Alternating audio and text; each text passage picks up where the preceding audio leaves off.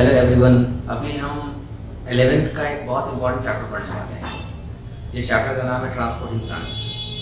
देखो बच्चे, सबसे पहले हमें ये जानना होगा कि ट्रांसपोर्ट जो वर्ड है और ट्रांसपोर्टिंग प्लांट जो चैप्टर जो नाम है, इस नाम का मतलब क्या है, क्या मतलब होता है ट्रांसपोर्टिंग प्लांट्स का। आखिर प्लांट्स में किन किन चीज़ों का ट्रांसपोर्ट होता है। तो प्लांट में सबसे पहले हमें ये जानना होगा कि प्लांट में दो चीज़ों का ट्रांसपोर्ट होता है। एक है पानी का ट्रांसपोर्ट, दूसरा है खाने का ट्रांसपोर्ट। प्लांट अगर खाने का ट्रांसपोर्ट करता है तो प्लांट के अंदर में खाने का जो ट्रांसपोर्ट होता है वो होता है उसके पास में एक इम्पॉर्टेंट डक्टिंग सिस्टम होता है, एक डक्ट होता है, एक पाइप टाइप का स्ट्रक्चर होता है जिसको हम फ्लोएम के नाम से जानते हैं। तो फ्लोएम के थ्रू वो खाने का ट्रांसपोर्ट करता है और प्लांट्स के अंदर में पानी का जो ट्रांसपोर्ट होता है वो एक डक्ट के थ्रू होता है। उस डक्ट का नाम है जाइलम।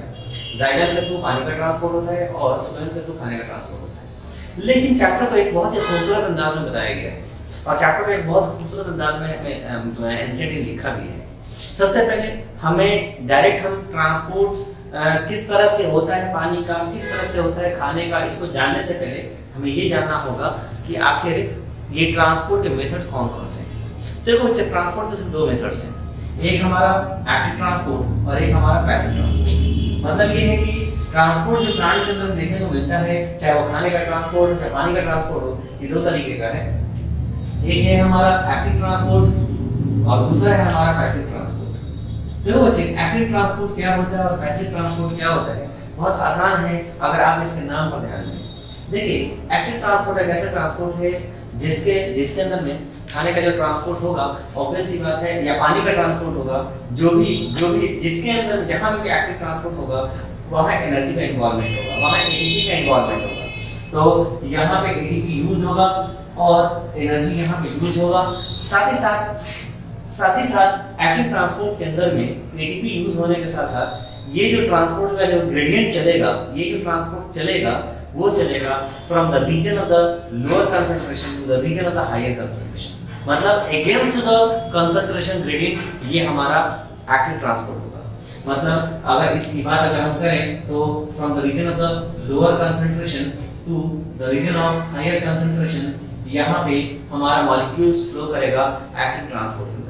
क्योंकि यहाँ मैंने एक टर्म इस्तेमाल किया कि एटीपी यहाँ यूज होगा, एटीपी का इन्वॉल्वमेंट होगा एक्टिव ट्रांसपोर्ट को कराने के अंदर में, इसीलिए इस तरह के ट्रांसपोर्ट को हम अपहिल ग्रेड ट्रांसपोर्ट कहेंगे। यहाँ जो ट्रांसपोर्ट है वो कैसा अपहिल है, तो ये जो ट्रांसपोर्ट कैसा है हमारा अपहिल ट्रांसपोर्ट है। अपहिल ट्रांसपोर्ट उस ट्रांसपोर्ट को कहते हैं, या अपहिल मूवमेंट उस मूवमेंट को कहते हैं जहाँ पे एनर्जी यूज होता है, एनर्जी का इस्तेमाल होता है। ये सेम टर्म हमारे किताब ने फोटोसिंथेसिस में भी यूज किया है। अगर आप फोटोसिंथेसिस पढ़ेंगे तो वहाँ पे जेड स्कीम आपको मिलेगा। जेड स्कीम के अंदर में ये बात लिखी गई है कि जेड स्कीम के अंदर में जब इलेक्ट्रॉन्स का फ्लो होता है तो इलेक्ट्रॉन्स का फ्लो डाउनहिल पैटर्न में होता है, और डाउनहिल पैटर्न के अंदर में इलेक्ट्रॉन का जब फ्लो होगा तो वहाँ से फिर एटीपी जनरेट होगा। लेकिन जब अब यहाँ एक बात समझने वाली है कि अगर मॉलिक्यूल्स का मूवमेंट अगर डाउनहिल अगर हो रहा है तो एनर्जी रिलीज होगी, और अगर मॉलिक्यूल्स का मूवमेंट अपहिल हो रहा है तो यहाँ एटीपी इन्वॉल्व होगा। तो मॉलिक्यूल्स अगर अपहिल जा रहा है तो एटीपी का इन्वॉल्वमेंट होगा, अगर मॉलिक्यूल्स हमारा डाउनहिल आ रहा है तो यहाँ पे क्या होगा, एटीपी रिलीज होगा, यहाँ पे एनर्जी रिलीज होगी। ये बहुत इंपॉर्टेंट चीज है जो हमें समझना है। चलिए, इसके अलावा एक और चीज समझिए कि अब हमने तो जान लिया कि ये अपहिल है, ये डाउनहिल है। साथ ही साथ एक्टिव ट्रांसपोर्ट जो है एक ऐसा ट्रांसपोर्ट है, ध्यान से सुनिएगा इस बात को, ये जिसके अंदर में क्या होगा कि जिसके अंदर में कैरियर प्रोटीन्स इन्वॉल्व होंगे। देखिए, ये ट्रांसपोर्ट खुद से नहीं होगा, इसको कराने के लिए कैरियर प्रोटीन्स का इन्वॉल्वमेंट होगा। कहीं ना कहीं हमारे मेम्ब्रेन के अंदर में ऐसे प्रोटीन के मॉलिक्यूल होंगे जो कैरी करते हैं, जो ढोते हैं, उस तरह के मॉलिक्यूल को हम कहते हैं कैरियर प्रोटीन या कैरियर मॉलिक्यूल। तो यहाँ पे आपका कैरियर प्रोटीन का इन्वॉल्वमेंट होगा या कैरियर मॉलिक्यूल्स होंगे जो क्या करेंगे, वो कैरियर मॉलिक्यूल्स आपके उन सबस्ट्रेट्स को ढोएंगे या उन चीज़ों को ढो कर ले जाएंगे जिसको जाने की ज़रूरत है। तो जिन चीज़ों का ट्रांसपोर्ट होना है उस ट्रांसपोर्ट को करने के लिए, उस चीज़ को ढोने के लिए एक स्पेशलाइज्ड प्रोटीन का मॉलिक्यूल होगा जिसको हमने कहा कैरियर प्रोटीन्स। इसके अलावा यहाँ पे कैरियर प्रोटीन्स का इन्वॉल्वमेंट है, इसीलिए अगर आप कोई इनहिबिटर डालते हैं, कोई रोकने वाला मॉलिक्यूल डालते हैं जिसकी मदद से अगर आप रोकना चाहते हैं तो आप इसको रोक भी सकते हैं, क्योंकि कैरियर प्रोटीन्स अगर इन्वॉल्व है तो एक्टिव ट्रांसपोर्ट को रोकने के लिए आप जो है इस इनहिबिटर्स को डालते हैं। या एग्जाम्पल, उसका दूसरा एग्जाम्पल जो बहुत आसान सा है वो है पॉइजन, जैसे कि साइनाइड जो लोग खा लेते हैं। और साइनाइड क्या करता है, तो साइनाइड बेसिकली क्या है, इस तरह के ट्रांसपोर्ट को बंद कर देता है।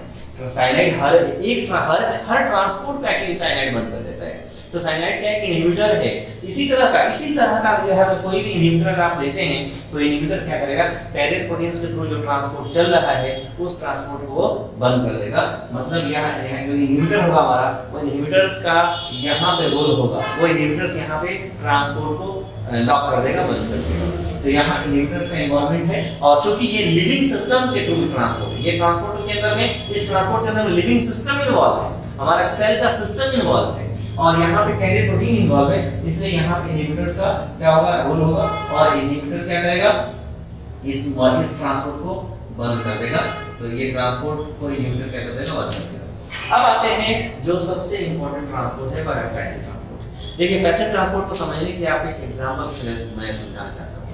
मान लिया जाए कि आप किसी कमरे में बैठे हैं, उस कमरे में एक तरफ में अगर अगरबत्ती जलाई जाती है तो आप देखते हैं उस कमरे के दूसरे कोने पे अगरबत्ती की महक चली जाती है, खुशबू चली जाती है। ऐसा क्यों हो जाता है? क्या उसको लेकर कोई जा रहा है, या उसको जाने में क्या कोई एनर्जी खर्च हो रही है? ऐसा कुछ नहीं हो रहा। बेसिकली अगर आप किसी कोने में हैं, कमरे के कोने के अंदर में, और वहाँ पे कोई अगरबत्ती का अगर जलाते हैं तो कमरे के दूसरे एंड में उस अगरबत्ती का जो धुआं है या उसकी खुशबू है वो पहुँच जाती है। इसको कराने के लिए किसी कैरियर प्रोटीन की जरूरत नहीं पड़ती है, इसको कराने के लिए किसी एनर्जी की जरूरत नहीं पड़ रही है।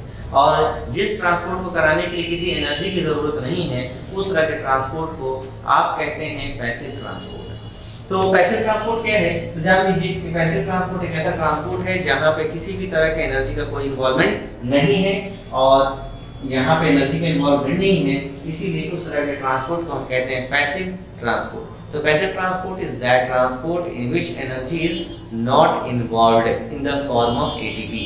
एटीपी के फॉर्म में जब एनर्जी इन्वॉल्व नहीं होगा तो इस तरह के ट्रांसपोर्ट को हम पैसिव ट्रांसपोर्ट कहेंगे। एक और बात, पैसिव ट्रांसपोर्ट जो होगा, एक्टिव ट्रांसपोर्ट कैसे हुआ था? एक्टिव ट्रांसपोर्ट क्या हुआ था, from the region of the lower concentration to the region of the higher concentration हुआ था। लेकिन पैसिव ट्रांसपोर्ट होगा from the region of the higher concentration to the region of the lower concentration होगा। और higher concentration से molecule move करेगा lower concentration की तरफ में, बिना किसी एनर्जी के इन्वॉल्वमेंट के, तो बिना किसी रुकावट के आराम से मॉलिक्यूल मूव कर जाएगा। जैसे कि एग्जांपल, एक और दूसरा एग्जांपल देता हूं मैं। अगर आप जो है किशमिश जो लेते हैं, जिसको अंग्रेजी में रेजिन कहा जाता है, रेजिन या किशमिश, हिंदी में अगर आप कहेंगे तो किशमिश कहेंगे, और अगर आप इंग्लिश में कहें तो रेजिन कहते हैं, जिसका इस्तेमाल किया जाता है। तो रेजिन जो है, अगर आप उस रेजिन को खीर बनाते हो तो उस किशमिश को डाल दीजिए जब बना रहे होते हैं। तो जब खीर है थोड़ी देर छोड़ दीजिए, उसके बाद खीर को जब खाते हैं तो किशमिश जो है बिल्कुल फूल जाता है और बेहतरीन जो है हो जाता है। क्यों फूल गया किशमिश? या उस रेजिन को पानी में डाल दीजिए, किशमिश को पानी में डाल दीजिए, तभी वो फूल जाएगा। सवाल है क्यों फूल गया? क्या कोई ऐसा है जो पानी को अंदर घुसा रहा है? नहीं, पानी अपने आप अंदर चला जाएगा। पानी जो है रेजिन के अंदर अपने आप चला जाएगा। क्यों? क्योंकि रेजिन के अंदर में पानी नहीं है, कम है, और बाहर में आपने रखा है जिस चीज़ के अंदर वाटर कंटेंट ज़्यादा है, तो बाहर में वाटर कंटेंट ज़्यादा है और रेजिन के अंदर में वाटर कंटेंट कम है।